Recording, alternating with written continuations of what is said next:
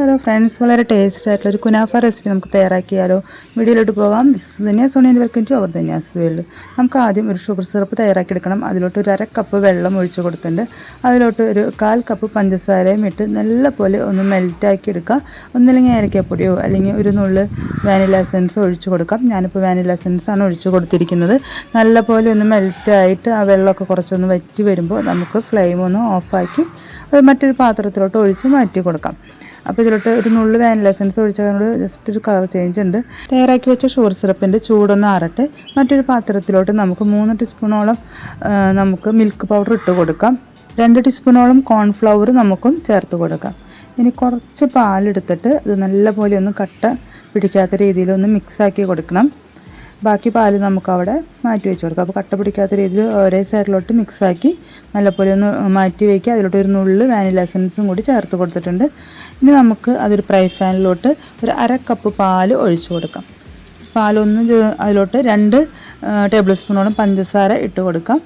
അതിനുശേഷം നമ്മൾക്ക് ഇവിടെ കോൺഫ്ലവറും മിൽക്ക് പൗഡറും പാലും കൂടി മിക്സാക്കി ആ ഒരു കൂട്ട് ഇതിലോട്ട് ഒഴിച്ച് വളരെ ലോ ഫ്ലെയിമിൽ അതൊന്ന് കുറുക്കിയെടുക്കണം. കുറച്ച് സമയം എടുത്തിട്ട് വേണം ഇതൊന്ന് കുറുക്കിയെടുക്കാനായിട്ട്.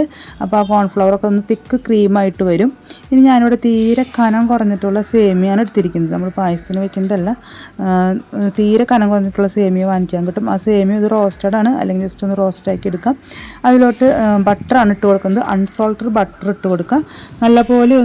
നല്ലപോലെ ഒന്ന് മിക്സാക്കി കൊടുക്കണം. കുറച്ചധികം സേമിയ എടുത്തിട്ട് വേണം അത് ചെയ്തെടുക്കാൻ. പിന്നെ നമ്മൾ നേരത്തെ തയ്യാറാക്കി വെച്ച ഷുഗർ സിറപ്പിൽ നിന്ന് കുറച്ച് ഒഴിച്ച് കൊടുക്കുക.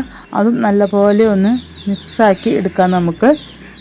അപ്പോൾ അത് ഈ ഒരു പരുവത്തിൽ നമ്മൾ നല്ലപോലെ ഒന്ന് കൈ വെച്ചിട്ട് വേണമെങ്കിലും ചെയ്തെടുക്കാം, അല്ലെങ്കിൽ സ്പൂൺ വെച്ചിട്ട് വേണമെങ്കിലും ചെയ്തെടുക്കാം. നല്ലപോലെ ഒന്ന് മിക്സാക്കി എടുക്കുക. ഇനി ഒരു പാത്രത്തിലോട്ട് കുറച്ച് ബട്ടർ തടവി കൊടുത്തിട്ടുണ്ട്. അതിലോട്ട് നമ്മുടെ ഈ ഒരു സേമിയ ബട്ടർ ഷുഗർ സിറപ്പുള്ള ആ ഒരു കൂട്ട് ഇട്ട് കൊടുത്തിട്ട് ഒരു ലെയർ ഒന്ന് പരത്തി കൊടുക്കുക. അതിൻ്റെ മുകളിലോട്ട് നമ്മൾ ആദ്യം തയ്യാറാക്കി വെച്ച നമ്മുടെ മിൽക്ക് പൗഡറും കോൺഫ്ലവറും പാലും വാനില എസൻസിൻ്റെ ആ ഒരു ക്രീം ഇതിലോട്ട് ഒഴിച്ചു കൊടുക്കാം. ഇനി ചീസ് ഉണ്ടെങ്കിൽ അതും കൂടി ഇതിൻ്റെ മുകളിലോട്ട് ഇട്ട് കൊടുക്കാം. അതിനുശേഷം വീണ്ടും നമ്മുടെ ആ ഒരു സേമിയ അതിൻ്റെ മുകളിലിട്ട് ഒന്ന് കവർ ചെയ്ത് കൊടുക്കാം. ഇപ്പോൾ വളരെ ലോ ഫ്ലെയിമിൽ 5 മിനിറ്റ് ഒന്ന് കുക്ക് ചെയ്തിടാം. മറ്റൊരു പാത്രത്തിലോട്ട് മറിച്ചിട്ട് അതും ഒരു 4 മിനിറ്റോളം ഒന്ന് കുക്ക് ചെയ്തെടുക്കാം. അതിനുശേഷം നമുക്ക് മറ്റൊരു പാത്രത്തിലോട്ട് മാറ്റാം.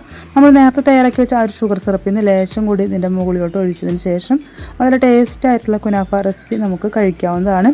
ഇഷ്ടപ്പെട്ടെങ്കിലേക്ക് കമൻറ്റ് ചെയ്യുക, ഷെയർ ചെയ്യുക, സബ്സ്ക്രൈബ് ചെയ്യുക. മറ്റു വീഡിയോ വീണ്ടും വരാം. Okay, bye. Thank U.